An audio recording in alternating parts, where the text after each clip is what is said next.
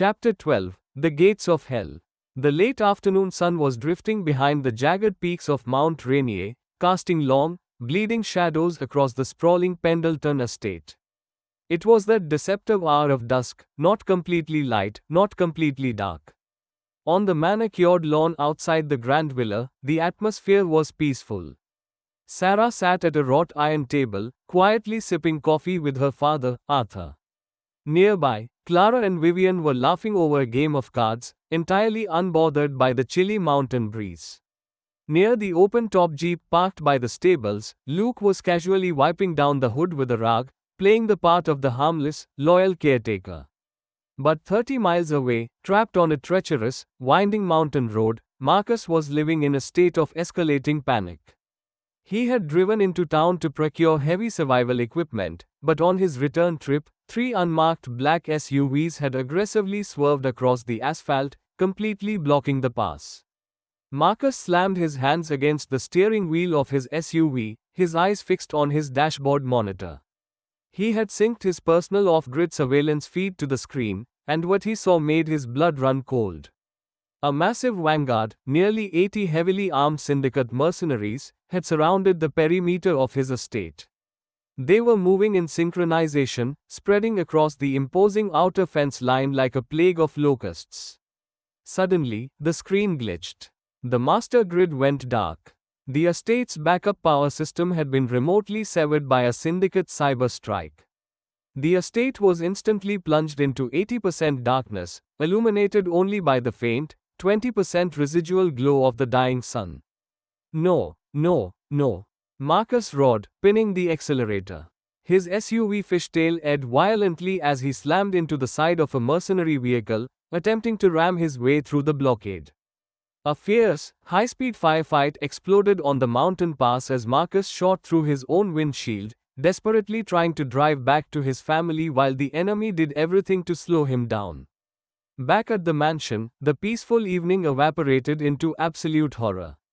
A series of violent, deafening explosions tore through the silence as the mercenaries used heavy breaching charges to detonate the outer concrete walls. The shockwaves shattered the villa's glass windows into millions of pieces. Servants and staff screamed in absolute panic, scattering in every direction as the 80-man vanguard descended upon the property like a black tornado, heavy automatic gunfire lighting up the dark. Arthur's old instincts flared instantly. He drew a hidden sidearm from his jacket, standing firmly in front of Sarah and the twins, firing blindly into the incoming smoke. "Get inside. Move," he bellowed. But the sheer volume of incoming lead was overwhelming.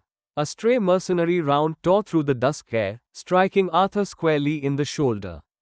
He gasped, dropping his weapon, and collapsed onto the stone patio, slipping into unconsciousness.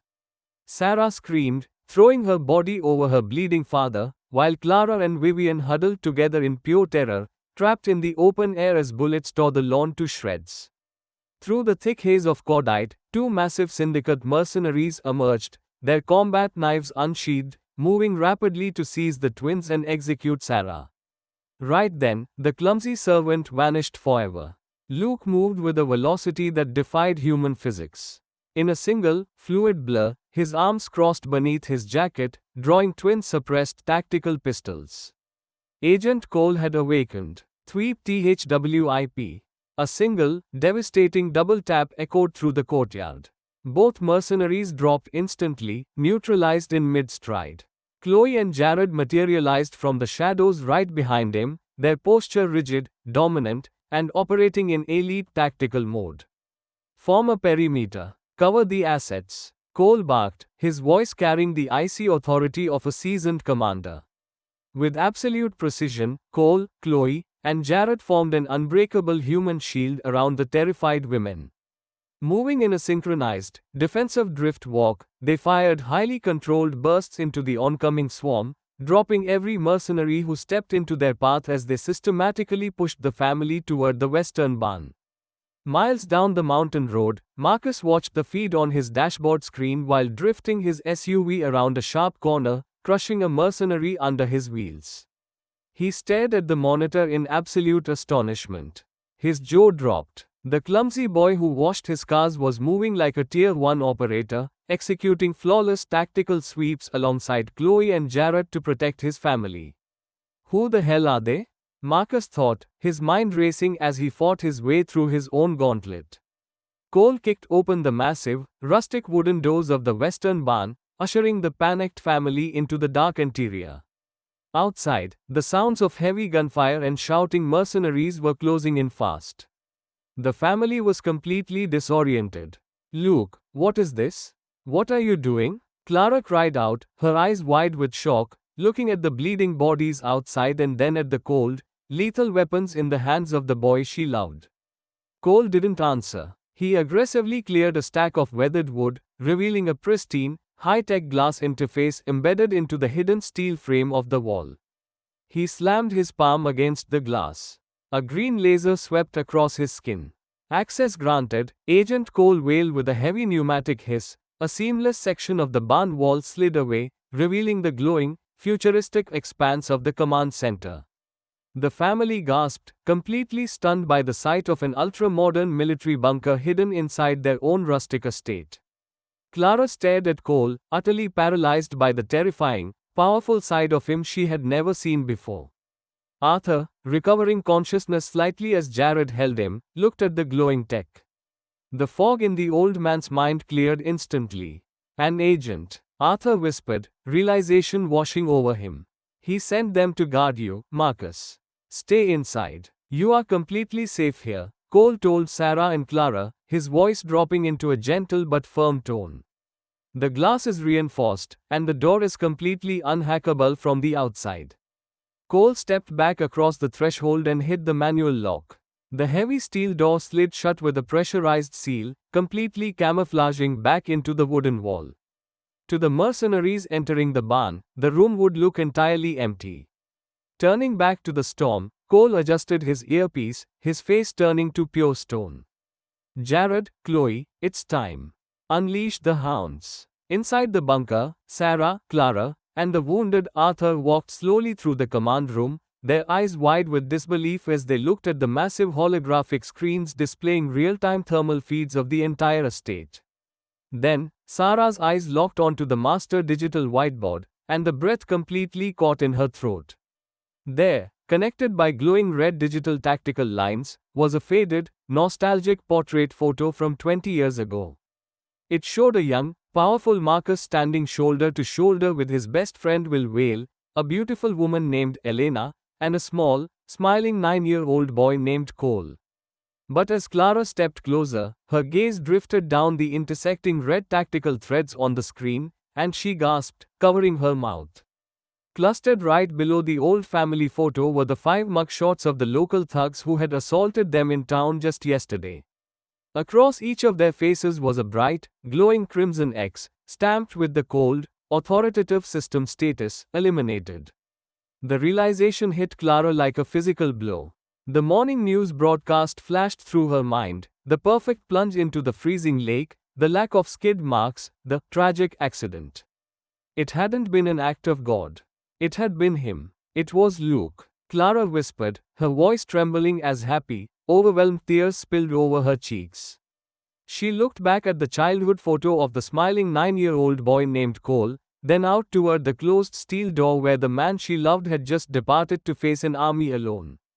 Every clumsy stumble, every innocent smile, every time he had humbly apologized for not being strong enough to protect them, it was all a mask. He hadn't been a helpless servant out of his depth. He was a lethal, elite guardian angel who had been silently walking in their shadows for 4 years, absorbing a physical blow to protect his cover, and then unleashing cold, merciless vengeance in the dead of night to ensure those monsters could never touch them again. Sarah pulled Clara close, both of them completely stunned by the sheer depth of the protection surrounding their lives. Arthur let out a breathless, emotional laugh, tears rolling into the creases of his eyes as he looked at the grand tactical map. "William," Arthur whispered hoarsely, his voice filled with profound gratitude. "The bastard didn't forget his friend. He sent his own son to shield us from the dark." Outside, the battle reached a crescendo. Cole stood in the center of the dark courtyard, surrounded by the shadows of 30 approaching mercenaries. He tapped his collar mic, projecting a cold, vocal command override code, Code Alpha Omega. Unleash the phantoms. Deploy the K9 battalion. Marcus, finally breaching the outer estate gates in his battered SUV, slammed on the brakes. He stared through his windshield, completely paralyzed by the cinematic wonder unfolding before his eyes. Beneath the grass perimeter of the barn, the earth split open. Two massive, mechanical launch towers slowly rose from the ground like ejecting multi-missile silos. With a deafening, high-pitched mechanical whine, the pods opened. What followed was a masterpiece of technological warfare. From the upper towers, a massive swarm of hundreds of sleek, aerodynamic fighter drones launched into the sky like a flock of silver hornets, their synchronized thrusters humming a terrifying bassline. Simultaneously, the lower bays hissed open, and a ground force battalion of 50 AI-powered mechanical fighter dogs, built with gleaming, heavy carbon fiber armor and glowing crimson optic sensors, poured onto the lawn. The 80 mercenaries realized with sudden, chilling clarity that they were no longer the hunters. They had become the prey.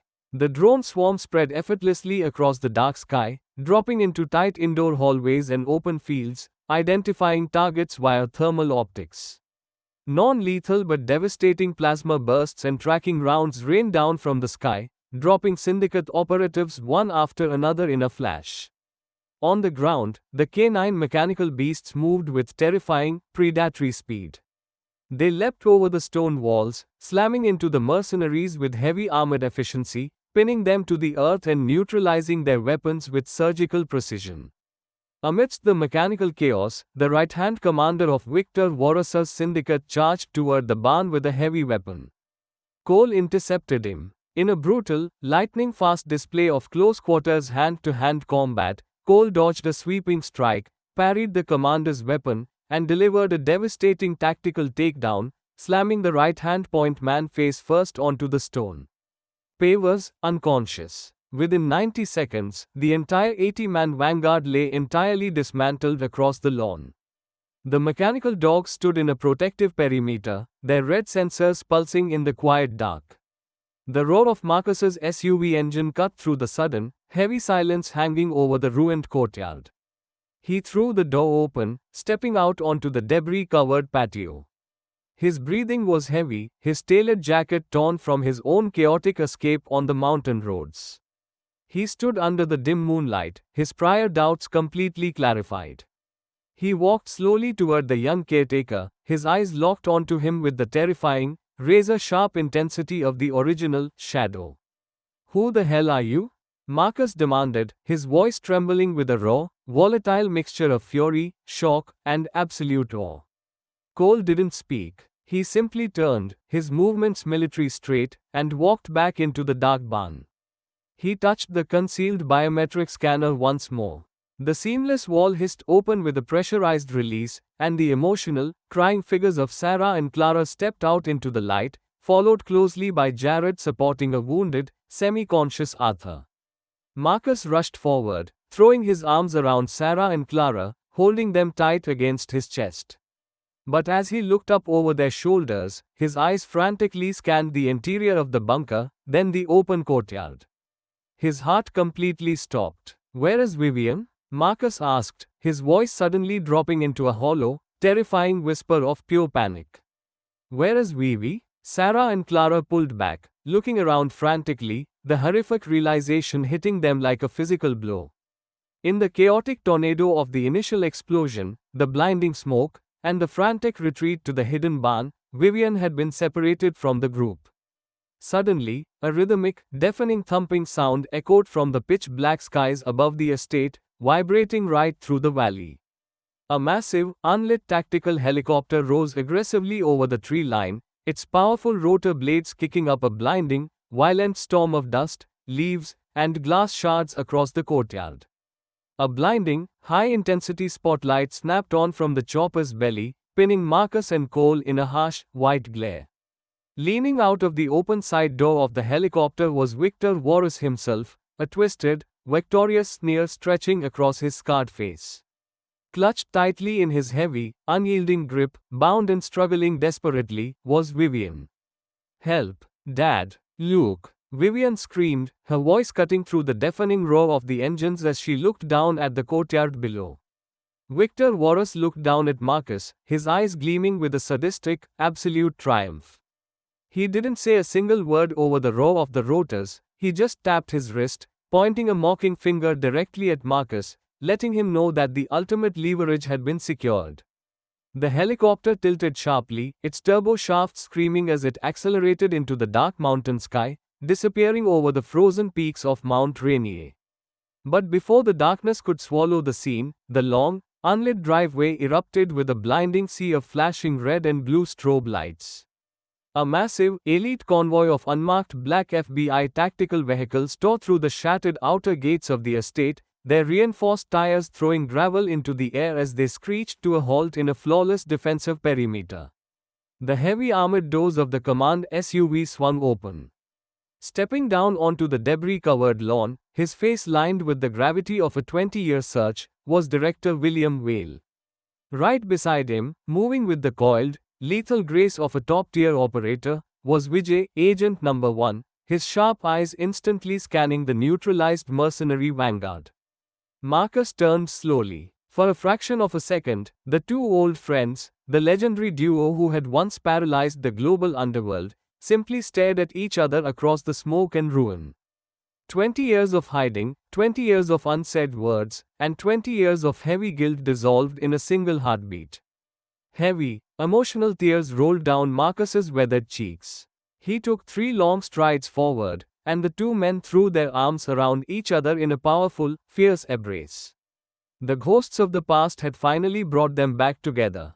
As they stepped back, Cole walked out from the shadow of the western barn, his twin tactical pistols securely holstered, his posture perfectly straight. The submissive caretaker persona was completely gone, replaced by the elite operative who had just dismantled an army. Cole looked at the director, the professional distance melting away from his face for the first time in 4 long years. "Dad," Cole said softly, his voice thick with emotion. Will Whale turned, his eyes shining with profound pride as he looked at his son. He reached out, gripping Cole's shoulder with a strength that spoke volumes. "You held the line, son. You kept them safe." Vijay stepped forward beside Marcus, his expression turning entirely clinical as he looked up at the dark mountain sky where the helicopter had vanished.